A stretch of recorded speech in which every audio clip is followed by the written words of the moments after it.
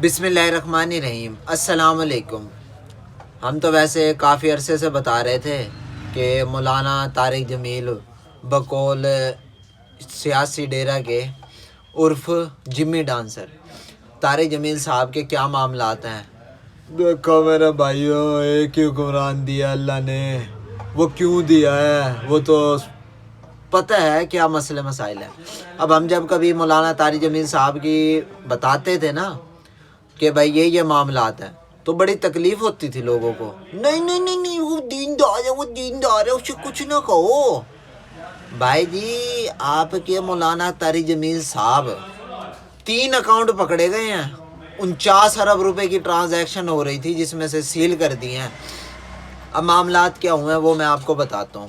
پرویز الہی صاحب نے جمی ڈانسر صاحب کو کہا، بیٹا جی آپ کے خلاف یہ جو آپ نے یہ جو زمینیں ادھر ادھر کی ہیں، ملک ریاض وغیرہ، یہ جو سارا گروپ ہے نا، سمجھ رہے ہو نا معاملات، گوگی پنکی، یہ سارے معاملات، ان ساروں نے مل کے جو زمینیں ادھر ادھر کر کے کروڑوں اربوں روپے، اربوں خربوں روپے جو بنائے تھے، تو پرویز الہی صاحب نے، پرویز الہی، مونس الہی، یہ طارق جمیل صاحب، گوگی پنکی، یہ سارے اس کے باقاعدہ کردار ہیں۔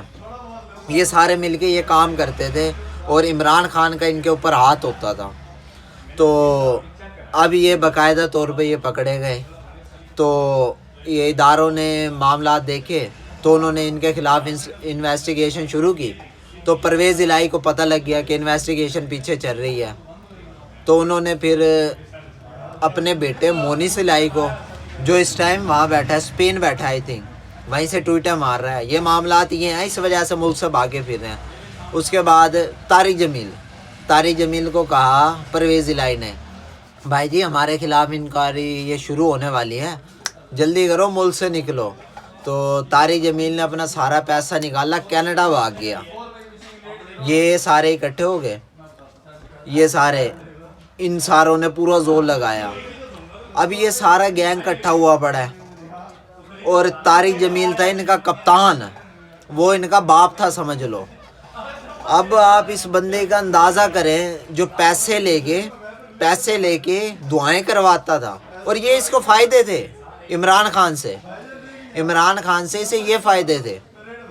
اب آپ اندازہ کریں دین کا لبادہ اوڑھ کے ایسی بغیرتیاں کرتے ہوئے، 2 نمبر مولی بکواسیں یوتھ یہ کرتے ہیں مولانا فضل الرحمان صاحب کے اوپر، مولانا خادم حسین رضوی کے اوپر، یہ بکاؤ مال ہیں، یہ جو سٹ ہے پوری، وہ بغیرت کو شرم نہیں آتی، پیسے لے کے یہ کام کرتا ہے، اپنے فائدے اٹھاتا ہے دین کا نام لے کے، شرم ہوتی ہے، کوئی لحاظ ہوتا ہے، اور بغیرت یوتھ ہی، اور اچھا عمرانڈو یوتھ ہی ہے تو چلو ایک ان کی کوئی لیول ہے، اور جو اس کے فالوور ہیں نا، اوئے ہوئے ہوئے توبہ، کچھ کہہ دو اسے۔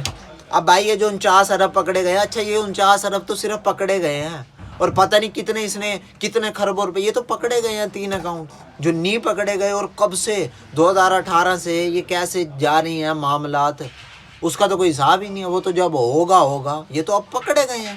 عارف نقوی صاحب نے ظفر نقوی صاحب نے اس کو بتایا رپورٹ کو۔ اب میڈیا دراصل اس کو اٹھاتا نہیں اس وجہ سے کیونکہ دینی معاملات ہو جاتے ہیں۔ طارق جمیل صاحب تو پتہ نہیں دین کے ٹھیکیدار ہیں، انہیں تو کچھ کہا نہیں جا سکتا کیونکہ ماشاءاللہ ان کے بغیر تو اللہ معاف کرے دین نامکمل ہے۔ تبلیغی جماعت نے انہیں نکال دیا ان کی ان حرکتوں کی وجہ سے، لیکن بھائی کیا کریں، عمران خان کا سپورٹر ہے نا، اس کو کچھ کہہ سکتے ہیں۔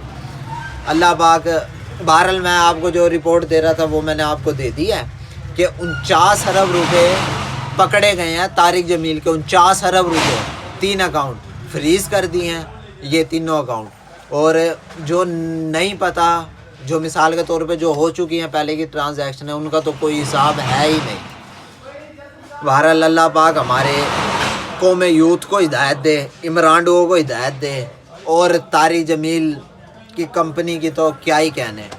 ویڈیو اچھی لگی ہو تو لائک کریں، کمنٹ کریں، اور چینل کو سبسکرائب کرنا نہ بھولیں۔